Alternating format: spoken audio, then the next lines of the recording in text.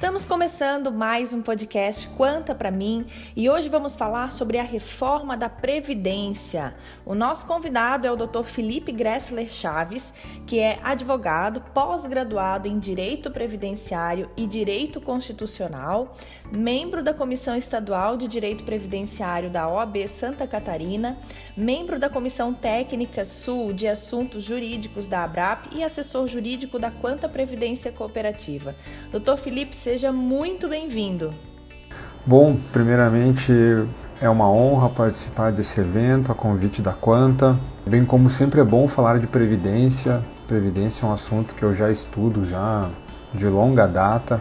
Esteve em voga nos últimos anos, né? Se falou muito de Previdência. A pandemia, de certa forma, deixou um pouquinho de lado esse assunto, que até então acho que era o assunto mais falado em todas as mídias. Porém, ainda que muito falado, muito discutido, a população, de uma forma geral, pouco sabe a respeito. Então, já de antemão, deixo meu parabéns aqui para a Quanta de trazer um assunto tão importante e tão pouco conhecido por boa parcela da população. Dr. Felipe, em 2019, o tema Previdência estava bastante em alta e depois de uma agenda exaustiva de 9 meses, o governo aprovou a reforma projetando uma economia de 800 bilhões de reais. Tínhamos um cenário de inflação controlada, a economia estava decolando e finalmente estávamos aí a caminho de uma reforma tributária. Então veio o coronavírus e toda aquela preocupação com o novo ambiente incerto tirou o foco da reforma da Previdência. Por isso, a gente está aqui nesse podcast para resgatar esse tema. Afinal, como ficaram as novas regras de aposentadoria? Bem, como bem colocado, né, todo esse cenário trazido no questionamento, e aí uma vez impactado pela essa pandemia que pegou todo mundo de surpresa, mas o fato é que a pandemia não congelou, não suspendeu os efeitos da reforma da Previdência. Então, uma vez editada a Emenda Constitucional 103, de 13 de novembro de 2019, o fato é que os efeitos dela seguem normalmente. E o fato de, nesse meio do caminho, ter surgido uma pandemia e nada altera as mudanças trazidas pela EC 103. Contudo, é preciso deixar claro que a Emenda Constitucional 103, também conhecida como a Reforma da Previdência, ela abrangeu, nesse primeiro momento, os servidores públicos federais e os segurados do INSS. Então é muito comum a gente escutar, poxa, mas e os servidores públicos de um modo geral foram afetados pela reforma, não foram afetados? Bom, quando a gente fala de servidor público, a gente sempre tem que lembrar que a gente tem 3 esferas de servidores públicos, né? Os federais, os estaduais e os municipais. E especificamente essa reforma da Previdência que ocorreu em novembro de 2019, essa afetou apenas, nesse momento, os federais e os segurados do INSS, né? Cabendo a cada estado e município fazer a sua respectiva reforma. Alguns até já iniciaram, mas a grande maioria ainda não. Mas o fato é que, falando especificamente da Emenda Constitucional 103, essa foi só no âmbito federal, tanto do servidor público como do INSS. E aí, tratando da reforma da Previdência em si, se eu tivesse que escolher um único critério, assim como a grande diferença, né, a grande virada de página dessa reforma, eu diria que é o fim da aposentadoria por tempo de contribuição. É uma aposentadoria que até então existia no ordenamento jurídico. Claro que a gente ainda vai, no decorrer dos anos, lidar com esse tipo de aposentadoria, principalmente em razão daquelas pessoas que vão estar cumprindo os pedágios, né, as regras de transição, mas o fato é que, principalmente para quem entra no sistema agora, o fato é que não existe mais aposentadoria por tempo de contribuição, e na realidade o que a gente pode falar é que na prática existe apenas a aposentadoria por idade, já que o requisito etário, né, o requisito idade, ele passa a ser determinante, ou seja, ou você tem o cumprimento desse requisito ou você não aposenta. Ao contrário do que acontecia até então, quando existia aposentadoria por tempo de contribuição, onde o requisito importante era o tempo de contribuição e não interessava a idade da pessoa. Então, se eu fosse elencar aqui a grande virada, qual seria, né? Existem várias que a reforma trouxe, mas que eu entendo que a mais importante e a que mais impacta é a questão do fim da aposentadoria por tempo de contribuição. Doutor Felipe, no caso de um aposentado que possui renda de aposentadoria mais pensão, o que muda? Bom, quando você coloca esse cenário da acumulação da aposentadoria mais pensão, a primeira coisa que a gente tem que analisar para poder começar a responder esse questionamento é o momento que isso aconteceu.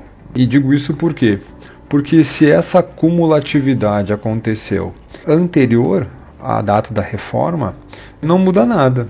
Segue tudo como já estava, porque aí a gente tem então falado direito adquirido, né? Ele já está consolidado e não pode ser alterado.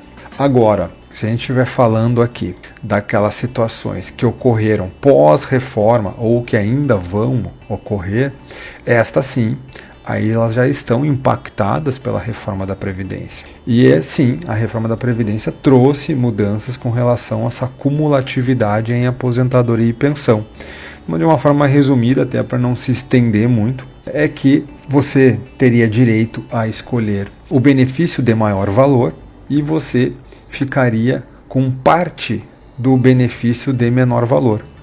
Então aqui vai ser feita uma análise bem matemática com relação a essa questão, onde vai ser apurado qual seria o valor da aposentadoria que teria direito, qual seria o valor da pensão que teria direito, e esse beneficiário, esse cônjuge sobrevivente, enfim, ele vai poder escolher a ficar com a integralidade do maior e com parte do menor.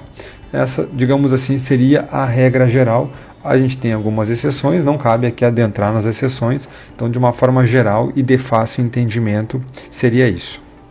Doutor Felipe, e como ficou a regra para o recebimento da pensão para a viúva ou para o viúvo? Bom, falar de pensão por morte é sempre desafiador porque é um dos benefícios que mais sofreram alterações ao longo dos anos, né? A própria Emenda Constitucional 113 de 2019 trouxe, sim, significativas mudanças, mas o fato é que uma grande mudança que eu acho importante a gente falar aqui é uma mudança trazida pela Lei 13.135 de 2015. Essa lei ela acabou com o recebimento vitalício, ou seja, isso é um marco muito importante de mudança na pensão por morte. Então, até a edição dessa lei, o recebimento se dava de forma vitalícia, né? E aí, com a chegada dessa nova regra, em 2015, acabou com essa questão desse recebimento vitalício e se criou uma escala, onde o tempo de recebimento de benefício vai variar conforme a idade do cônjuge sobrevivente. Então olha que interessante. Inclusive, essa tabela ela foi atualizada agora em 2021. Então, por exemplo, só vai receber de forma vitalícia a pensão por morte aquele cônjuge sobrevivente que tenha 45 anos ou mais. Então, se a idade do cônjuge for menor do que 45 anos, ele já vai entrar nessa tabelinha, onde ela traz ali uma gradatividade de tempo de recebimento em comparação à idade do pensionista. E o que a gente pode trazer que veio na Emenda Constitucional 103, com relação à pensão, é o fato de acabar com o 100%.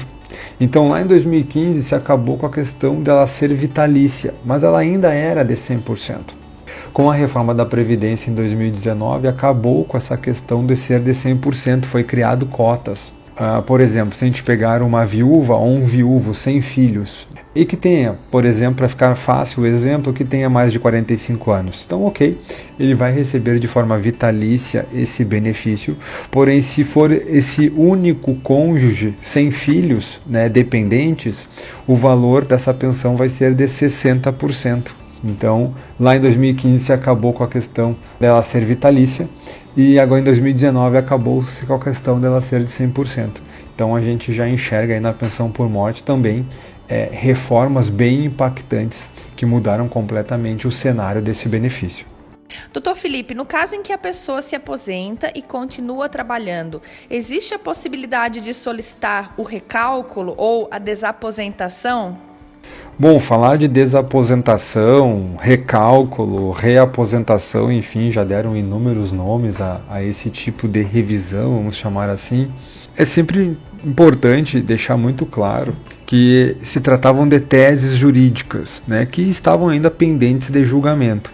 Então, a desaposentação foi julgada em 2016 pelo STF. Então, foi uma tese que chegou até o Supremo Tribunal Federal, onde coube ao Supremo decidir sobre a tese, e essa decisão ela ia valer para todas as ações que estavam em curso no judiciário país afora. Então, em 2016, o STF julgou a desaposentação e, por 7 votos a 4, a Suprema Corte entendeu que ela não era possível, que ela carecia de legalidade. Tanto é que muitos aposentados que tinham liminares, digamos assim, no judiciário país afora, concedendo a desaposentação, tiveram essas liminares cassadas, e muitos deles, inclusive, tendo que devolver valores recebidos a título da desaposentação. Mais tarde até se tentou fazer passar a tese da reaposentação, que ela era uma espécie de desaposentação com alguma diferença, principalmente no sentido de que você não utilizava o tempo do benefício anterior. Então ela se aplicava mais para aquelas pessoas que se aposentaram por tempo de contribuição lá atrás e muito provavelmente tiveram um fator previdenciário muito ruim, continuaram trabalhando, contribuíram por tempo suficiente para implementar o requisito para aposentar por idade, ou seja, um novo benefício sem precisar daquelas contribuições anteriores. A esse tipo de revisão se deu o nome de reaposentação, que infelizmente também chegou até o Supremo Tribunal Federal, também foi julgado improcedente. Ou seja, de forma resumida, o que eu tenho para dizer a quem nos escuta é que, infelizmente, se você é aposentado e quer continuar trabalhando, você pode. Contudo, você vai ter que pagar a Previdência Social, porque você é um segurado obrigatório. Então isso não muda, e essa contribuição que você está fazendo nesse momento pós-aposentadoria não poderá ser usada para fazer algum tipo de recálculo no seu benefício já existente. Então, infelizmente, com relação à desaposentação, reaposentação, enfim, seja qual for o nome que o ouvinte já escutou, de forma resumida, o que eu tenho para dizer é isso. Ambas as teses chegaram até o Supremo e ambas foram julgadas improcedente.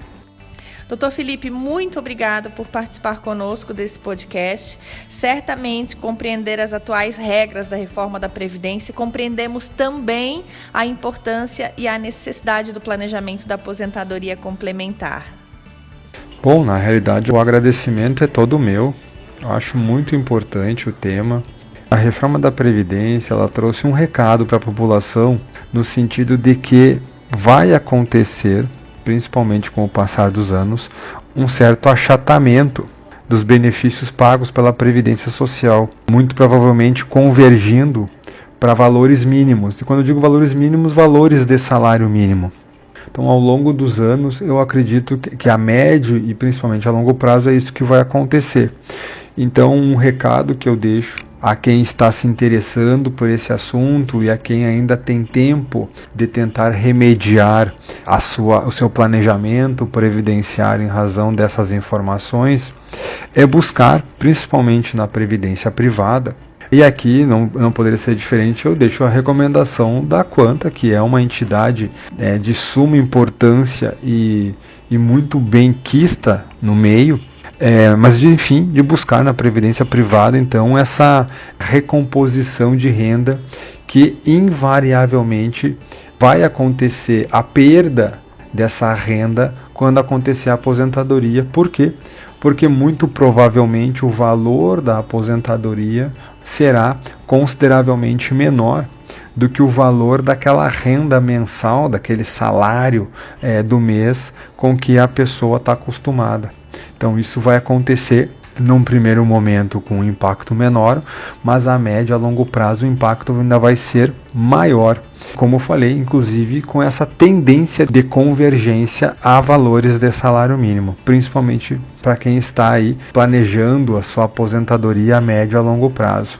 Então existe aí na previdência privada uma chance de você tentar recompor, de tentar somar com a sua aposentadoria pública, digamos assim, e chegar num valor de renda mensal o mais próximo possível daquilo que você ou recebe, ou está recebendo no seu trabalho, enfim, no momento no ato da aposentadoria, ou daquilo que você entende ser o mínimo necessário para enfrentar aí um período de descanso com mais tranquilidade. Bom, então deixo aqui o meu abraço, o meu agradecimento e os meus parabéns à Quanta por trazer um tema de relevância muito importante para boa parte da população que desconhece essas questões previdenciárias, que deixa para verificar, para se inteirar, para entender do assunto somente lá no final da sua vida contributiva. E às vezes quando você posterga para o fim, pode ser que não dê mais tempo de você remediar, ou para você remediar acaba custando um pouco mais caro. Então, quanto antes você, cidadão, puder se inteirar e fazer esse planejamento, é melhor. Você consegue, de uma forma mais branda, planejar um futuro, digamos assim, mais condizente com aquilo que você de fato vai necessitar. Senhoras e senhores, esse foi mais um podcast Quanta Pra Mim. Se você tem dúvidas sobre o assunto ou quer se aprofundar mais nesse tema, assista ao nosso webinar sobre a reforma da Previdência. Um abraço e até o próximo!